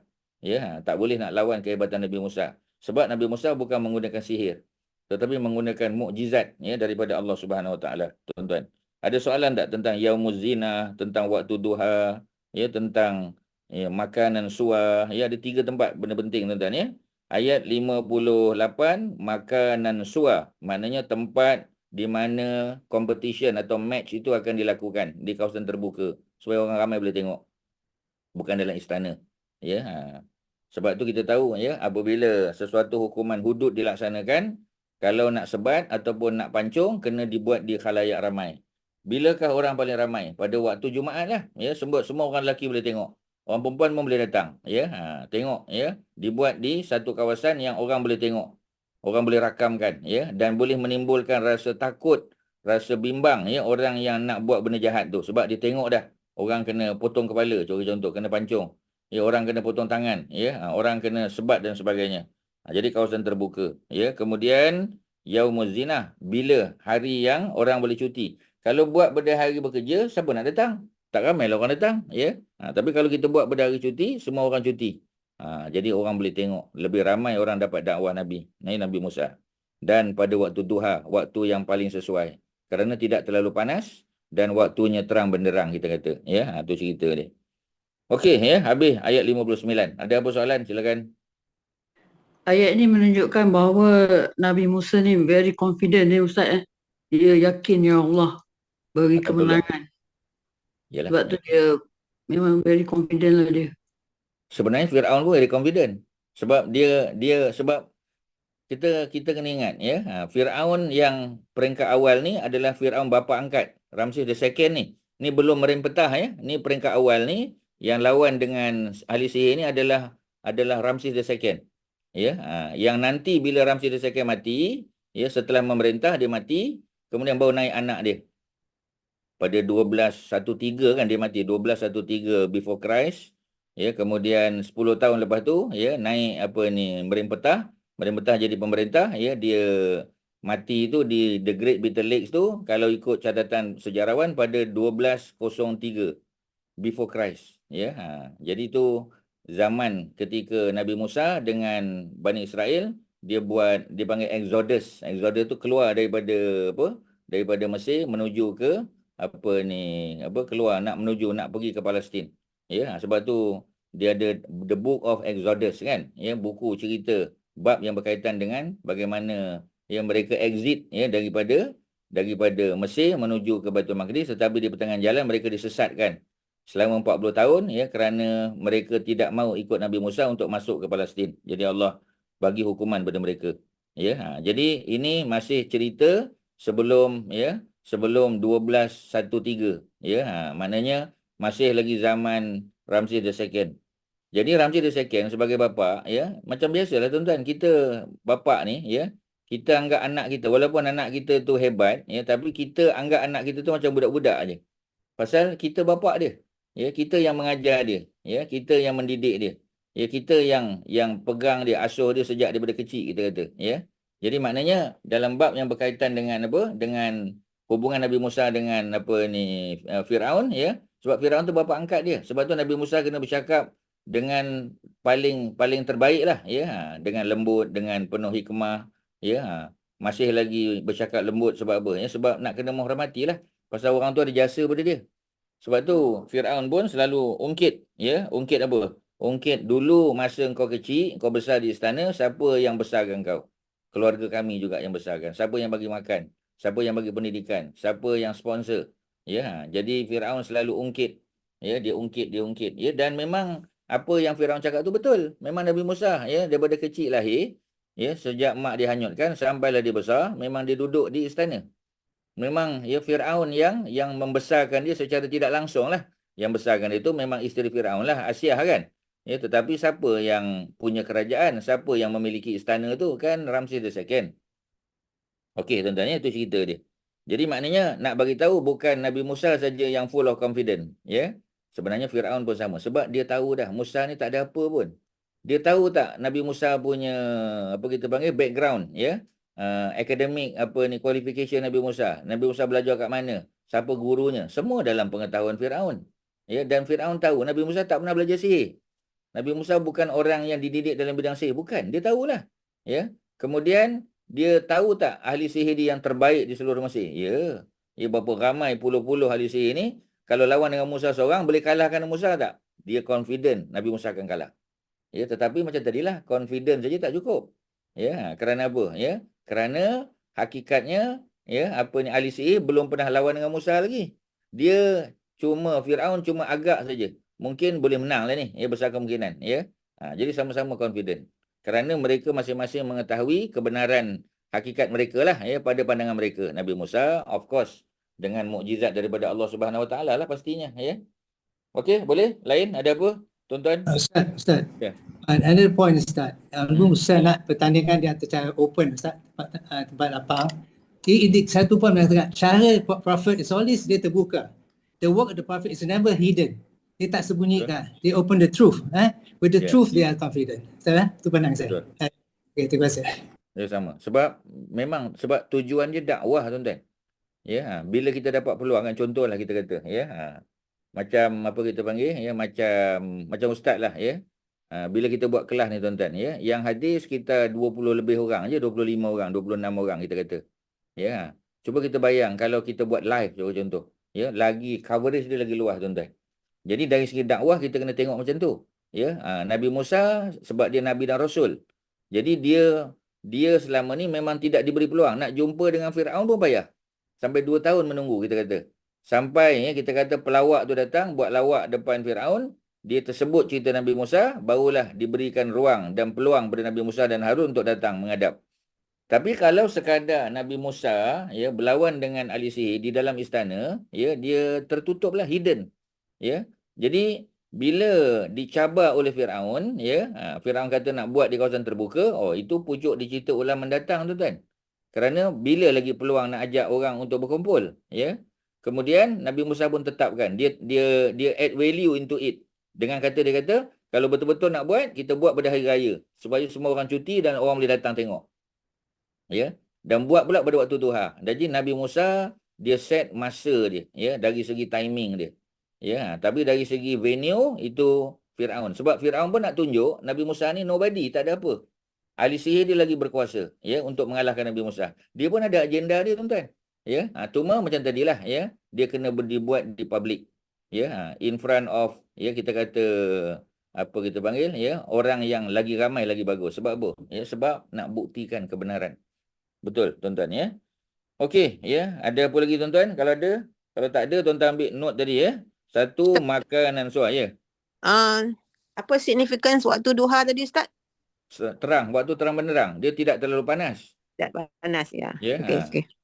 Sebab itu sembahyang duha, bila panas sangat, macam kita kata, bila matahari duduk atas kepala, ya, macam sekarang kan. Sebab Zuhur 1.25 kita kata. Ya, pukul 1 kita sampai di masjid. Masih boleh duha? Masih boleh duha. Tetapi itu bukan prime time lah. Duha tadi, ya. Kita kata awal-awal tadi. Bukanlah maknanya apa kita panggil, ya, pagi pukul 7.30 tu, ya. Tak, ya. Tapi biar matahari naik lagi. Pada waktu tersebut, ya, waktu yang kita kata timing antara yang paling bagus lah. Dan dia terang, tak ada tertutup, ya. Kemudian apa yang berlaku? Di Mesir ni pula, tuan-tuan kena tahu, hujan jarang berlaku. Ya, dia tak ada awan, ya. Susah nak cari awan. Sebab tu, ya, hujan mungkin 5 atau 6 kali je setahun. Ya, dan bila berlaku hujan, kita tahu, ya, ada rumah-rumah yang hanyut. Pasal dia tak ada, apa kita panggil, ya, dia tak ada banyak pokok-pokok. Ya, kawasan banyak pokok-pokok ni semua di sekitar Sungai Nil je. Ya, radiusnya kecil je, ya. Kawasan-kawasan tengah bandar tak ada. Ada tapi tak banyak. Melainkan kawasan yang dekat dengan Sungai Nil. Jadi, ya, kalau waktu duha itu the best time lah. Sebab orang boleh datang tengok, ya, orang cuti pula dan tengah terang benderang kita kata. Ya, itu antara dia punya signifikan, ya, mengapa dibuat pada waktu duha. Tak disebut isyraq, ya, sebab kalau isyraq belum sangat, ya, terang benderang lagi. Ya, itu permulaan duha kan. Tapi waktu duha yang dimaksudkan adalah duha prime time tadi. Ya, maknanya mungkin 1 jam, ya, ataupun lebih sikit, ya, daripada waktu isyraq. Ya, dah sejam dah ataupun 45 minit ataupun lebih lagi. Macam itulah tuan-tuan, ya, lebih kurang. Fatawalla Fir'aun. Lalu Fir'aun pun berpaling daripada Musa. Maknanya dia pun puas hatilah. Sebab dia dah tetapkan tempat, Nabi Musa dah tetapkan timing dia. Ya, venue dah ada, ya, kemudian time pun dah ada. Ya, dua-dua ada dah. Ya, time and venue, ya, ataupun time and place. Ya, dah dua-dua dah ada. Dia pun berpaling, Fir'aun, fajama'a kaidahu. Lalu dia pun kumpulkan tipu daya dia, summa ata. Kemudian nanti baru dia datang balik.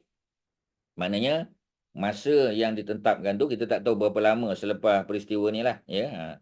Sebab nanti tuan-tuan akan tanya berapa lama Ustaz di antara mereka punya meeting buat keputusan tu dengan pertandingan tu. Kita tak tahu. Setakat ni tak ada maklumat lah. Ya, kalau tuan-tuan ada jumpa dalam tafsir ke apa, mungkin tuan-tuan boleh share lah, ya. Jadi dia punya tujuan Fir'aun mengumpulkan tipu daya dia. Ya, diisytiharkan cari apa kita panggil, ya, ahli sihir yang paling hebat, ya, kemudian didatangkan, ya, dan mereka merancanglah macam mana nak kalahkan Musa ni. Maknanya dia ada strategi dah tentu, ya, dia tak akan ambil mudah walaupun dia pandang rendah, dia underestimate Musa tu sebab dia tahu Musa ni. Macam kita kan, ya, musuh kita contoh, ya, macam apa contoh macam kita kata bola lah contoh pertandingan kan, Malaysia dengan Korea contoh, ya, Korea tu dengan pemain-pemain yang duduk di EPL contoh, ya, English Premier League contoh, ya, ada yang main kat Germany, ada yang main dekat tempat-tempat lain, ya, maknanya sebahagian mereka tu pemain profesional dengan kelab-kelab di Eropah kita panggil, ya. Jadi pengalaman dia, ya, dengan dia punya jurulatih dia apa ni, Jurgen Klinsmann, ya, ni yang pernah melatih pasukan US, ya, bekas pemain apa national team untuk Germany. Kita kata pengalaman dia, ya. Dan kalau banding penyokong Korea Selatan lebih ramai daripada Malaysia.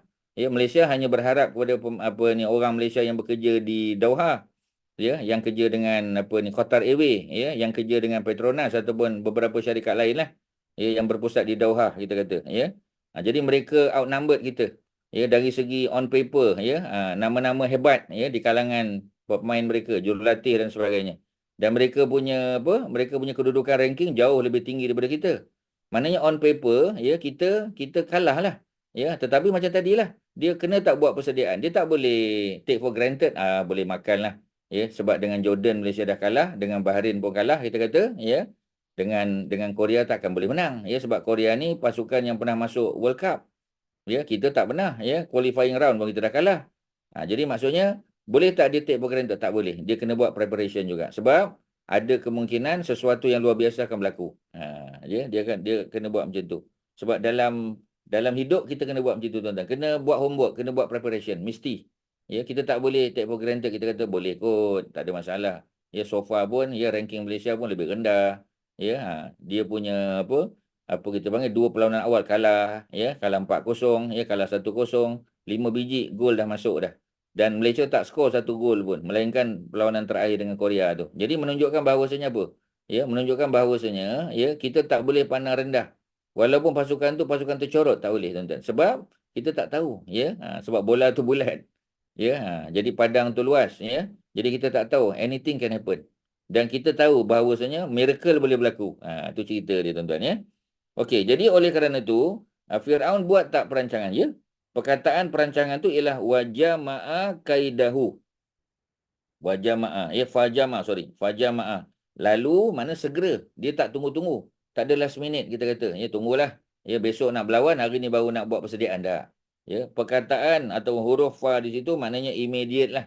Ada makna immediate. Ya, dipanggil apa kita panggil, ya, dia istilah litakib dipanggil. Litakib tu makna segera. Bukan tarakhi. Kalau tarakhi itu ambil masa. Ya, mungkin 2 minggu, lepas tu 3 minggu baru kita plan. Tapi tak, ya. Fajama'a, lalu dia pun mengumpulkan kaidahu. Ya, dikumpulkan dia punya tipu daya dia, perancangan dia, strategi dia. Summa, kemudian, ya, selepas daripada dibuat perancangan rapi tu, dia pun datang balik. Qala lahum Musa wailakum, ya. Celaka kamu, wailakum, celaka bagi kamu, ya. Neraka wail bagi kamu. La taftaru, ya. La taftaru 'ala Allahi kadzibah. Jangan kamu mengada-ngadakan, ya, tipu daya terhadap Allah. Pasal apa? Ya, sebab mereka tahu bahawasanya Firaun tu bukan Tuhan. Ya, sebab Firaun ni kita tahulah, ya, dia ada kelemahan dia. Ya, dia pun pernah menangis, dia pernah gembira, ya. Dia pernah sakit, dia pernah macam-macam. Ya, jadi takkanlah Tuhan tu sakit. Kalau Tuhan tu sakit, dia bukan Tuhan lah, ya. Jadi rakyat tahu, ya, tetapi mereka sebagainya dipaksa. Kalau mereka tak menerima Firaun tu sebagai Tuhan, mungkin mereka diseksa, mereka dinafikan hak untuk bekerja, tak dapat gaji dan sebagainya, ya. Kemudian fayus hitakum. Maka, ya, yushitakum, ya, dia akan membinasakan kamu bi azabin, ya. Sebab apa? Ya, sebab mengada-ngadakan sesuatu yang tidak pada Allah tu, ya. Contoh macam orang Yahudi kan, dia menganggap Allah hanya tahu benda-benda yang besar saja, benda-benda kecil Allah tak tahu. Kalau kita bercakap kuat, Allah dengar. Kalau kita bercakap pelan, berbisik-bisik, Allah tak dengar. Kalau macam itulah keyakinan dia, semua perkara itu akan membawa kebinasaan pada mereka. Ya, jadi jangan mengada-ngadakan pembohongan, ya, tipu. Ya, nescaya Allah Subhanahu Wa Taala akan membinasakan kamu dengan azab, ya. Dan dalam bahasa Arab bila kita sebut azabin dalam bentuk tak ada alif lam, ya, ya, dalam bentuk tapi bukan makna dia makna pelbagai. Bila ada alif lam dia spesifik. Kalau tak ada alif lam maknanya all kind of azab, ya. Jadi all kind of torture Allah boleh bagi. Ya, perkataan azabin di situ membawa makna kepelbagaian. Walaupun by right kita kata, ya, azabin tu singular, ya, tapi dia bukan singular.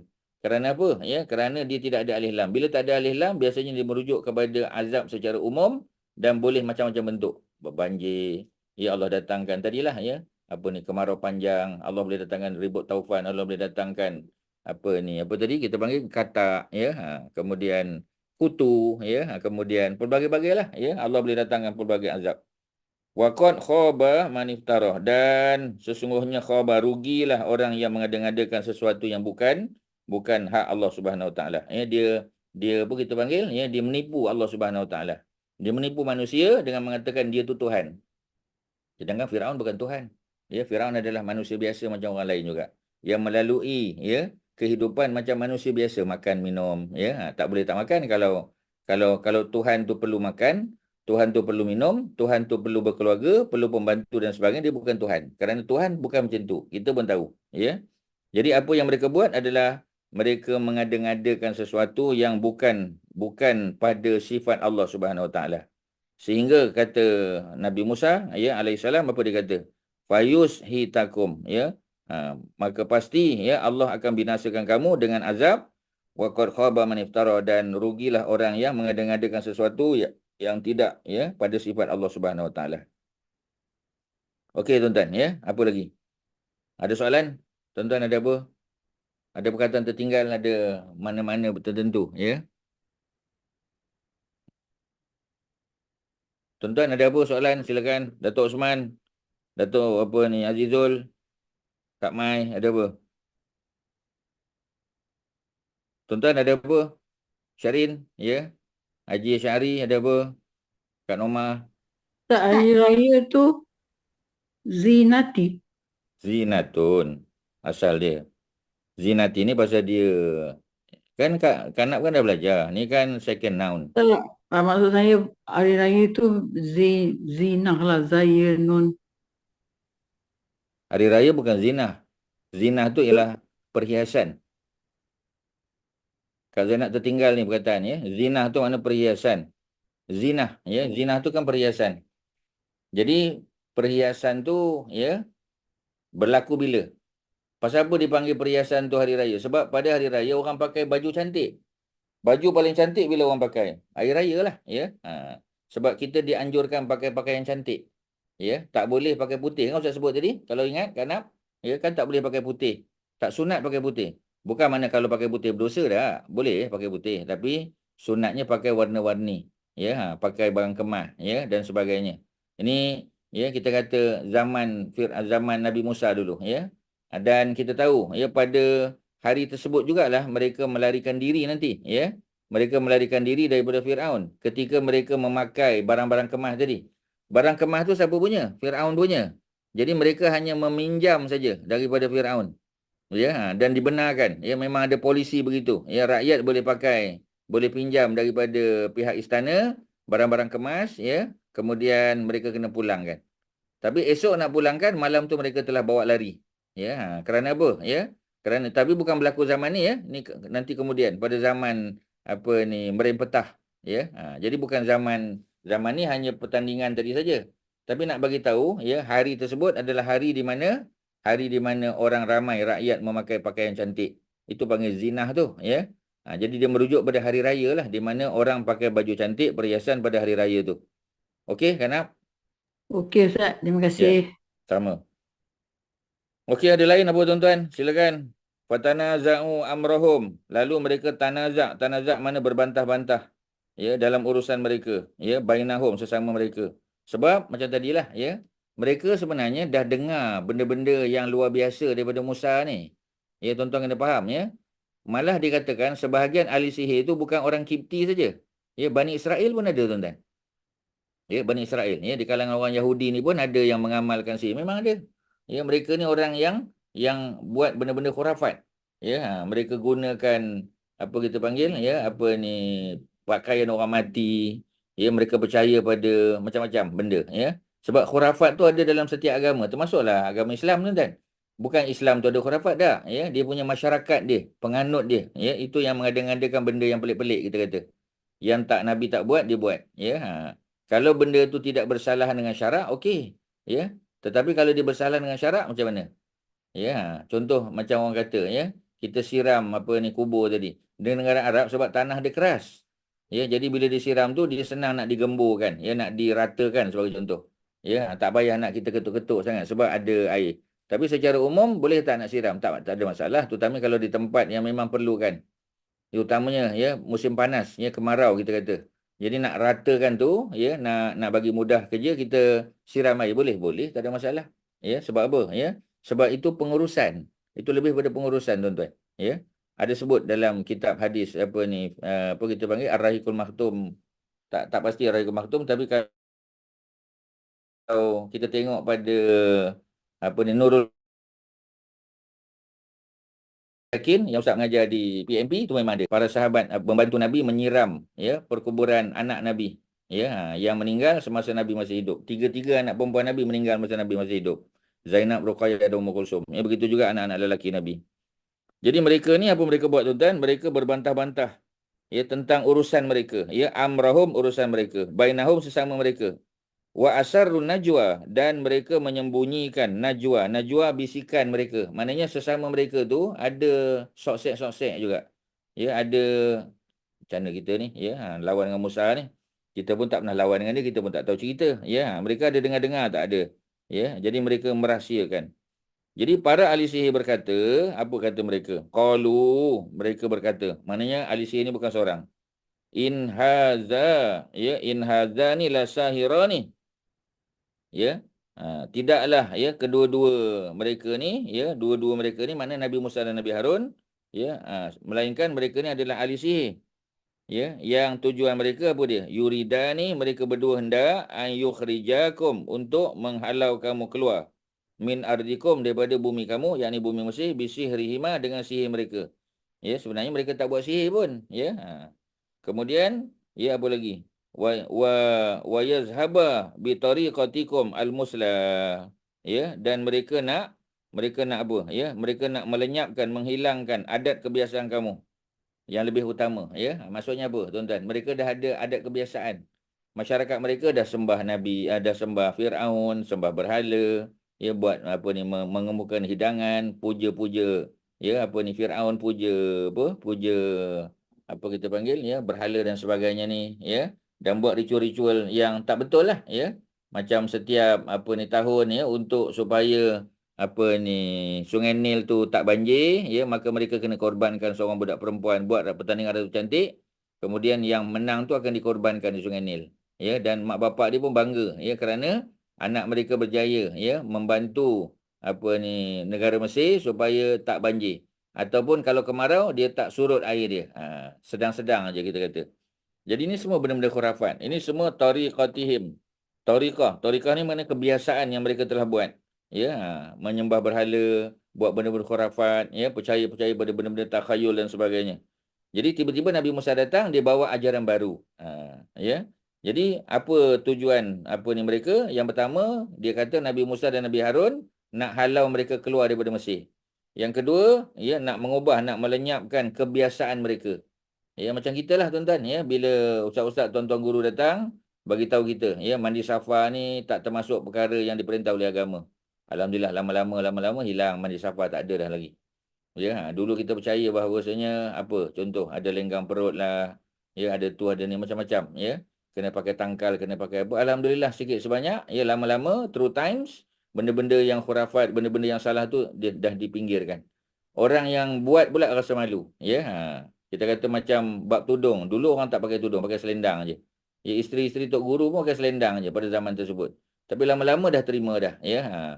Pakai tudung proper, nampak elok, ya, kita kata. Dan orang yang tak pakai tudung pula nampak macam ya, nampak macam kita kata menyalahi adat pula, ya. Tapi kemudian dia kembali balik. Ya, orang dah buka tudung balik dah. Ya, dah mula balik ada fashion dan sebagainya. Orang yang pakai proper pula dah jadi macam duduk di tengah-tengah, ya, manusia yang berbeza dengan mereka. Ya, sampai satu tahap nanti dia akan kembali balik pada agama dia, memang macam tu tuan-tuan. Ya, dia panggil roda kehidupan, ya. Kadang-kadang duduk di atas, kadang duduk di bawah. Ya, tetapi ini semua adalah cabaran dakwah. Ya, Allah nak bagi pahala pada kita, ya, supaya kita menyesuaikan dakwah kita dengan konteks, dengan situasi, ya, yang sedikit berbeza lah kita kata, ya, mungkin dengan yang dulu-dulu tak sama. Ya, cara kaedah Allah apa ni mak bapak kita besarkan kita tak sama dengan cara kita besarkan anak-anak kita. Ya, jadi orang dulu, ya, kita kata zaman ustaz, ya, kita senang dapat scholarship, sambung belajar overseas. Ya, zaman sekarang tak boleh, kita kena berusaha lebih keras, ya, untuk hantar anak kita. Tak ada scholarship mudah macam dulu, masih ada tapi very limited. Ya, hanya yang betul-betul, ya, top of the class, ya, cream of the crop yang dapat. Ya, tapi dulu kita kata asalkan grade 1 boleh dapat scholarship, boleh belajar overseas. Ya, tak ada masalah, ya, boleh pilih pun bidang-bidang yang kita nak, tak ada masalah tuan-tuan. Macam sekarang dah ditetapkan. Ya, ada kota pula, ya, lebih strict, lebih susah, ya. Dulu lagi senang. Jadi kedatangan apa kita panggil, ya, kedatangan apa ni Nabi Musa tu mengubah landscape, ya, kehidupan, agama, politik dan sosial masyarakat Mesir pada masa itu. Dan tentulah mereka tak suka, mereka marah. Pasal orang yang datang bawa pembaruan, bawa perubahan, memang orang tak suka tuan-tuan. Tapi itulah yang berlaku, ya. Sebab tu mereka dituduh sebagai ahli sihir. dan ahli sihir yang nak mengubah, mengubah apa tuan-tuan?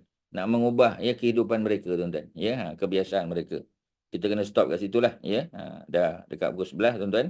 Kalau ada apa-apa soalan silakan sebelum kita tamat, kita sambung nanti pada ayat yang ke 64 lah, kita berhenti 63 dulu. Ada apa sebelum tamat? Ya. Saya nak tanya Ustaz, Ya, yang silakan. hari raya ni hari raya orang Yahudi lah, hari Asyura ya Ustaz. Bukan, ini hari raya sebab peristiwa Asyura belum berlaku lagi. Peristiwa Asyura tu ialah hari Nabi Musa selamat daripada yang dikejar oleh merempetah tu. Itu kemudian nanti, belum berlaku lagi. Ini hari raya orang Mesir, kebiasaan orang Mesir. Secara umum. Terima kasih, Raya Ustaz. Mesir. Ya. Ada lain silakan tuan-tuan, ada apa? Ustaz, Ya. saya nak how about macam sekarang ni macam trend orang macam light scented candle dekat rumah ataupun macam aromatherapy oil. Itu ada termasuk dalam kategori apa tu syirik ke tak Ustaz? Sekali lagi aromatherapy oil, okey. Ya, ataupun scented candle yang macam yang kita dia cakap boleh bagi some refreshing dekat rumah ke. Adakah itu ada juga dalam ciri-ciri syirik ke macam mana Ustaz? Tapi dia tak ada kepercayaan akidah kan. Kalau tak ada kepercayaan akidah tak ada apa lah.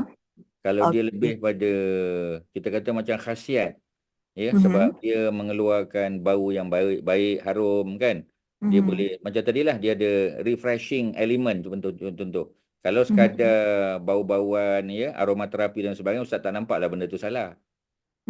Kerana dia tak ada kaitan dengan akidah, Kita bukan percaya benda ni.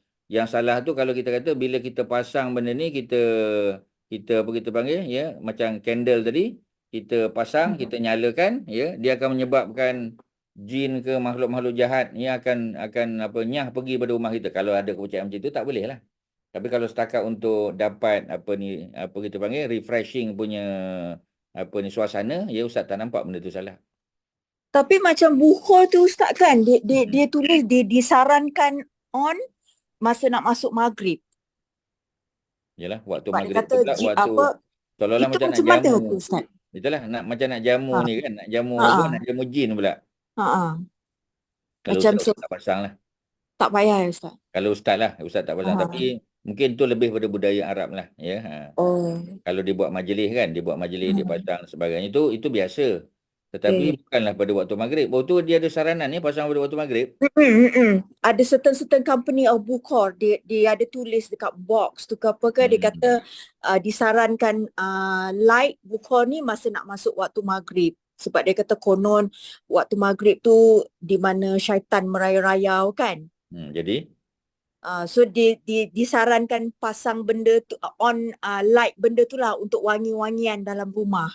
Jadi syaitan tak masuk lah, maksudnya macam tu. Konon macam tu lah. Tapi hakikat maghrib syaitan berkeliaran tu betul, memang betul. Tu dalam hadis. Sebab Nabi kata pada waktu maghrib kan, sebelum maghrib anak-anak kena masuk rumah. Tutup pintu dan tingkap kan. Sebenarnya tutup pintu dan tingkap pun sudah menghalang jin syaitan daripada masuk. Tapi kalau kita pasang tadi, tujuan dia pasang dalam rumah saja. Ketika pintu dan tingkap ditutup, saya rasa macam tadilah, kalau setakat untuk bau-bauan, bagi bau harum sebagainya, ada orang memang tak boleh bau tu. Dia rasa rimah dan lemas kan. Kalau ada setengah orang dia okey saja. Tapi kalau macam tadilah, kalau tujuan dia tak ada kaitan dengan perkara-perkara yang menyentuh akidah, saya rasa okey je. Tak nampak. Atau mungkin dia more for promotion kot Ustaz mungkinlah. Sebab tu marketing strategi marketing dia. Baik. Jazakallah wa antum jazakumullah khairan. Okey tuan-tuan dan puan-puan, sekadar tu terima kasih pada semua kerana masih sudi bersama-sama dengan kita.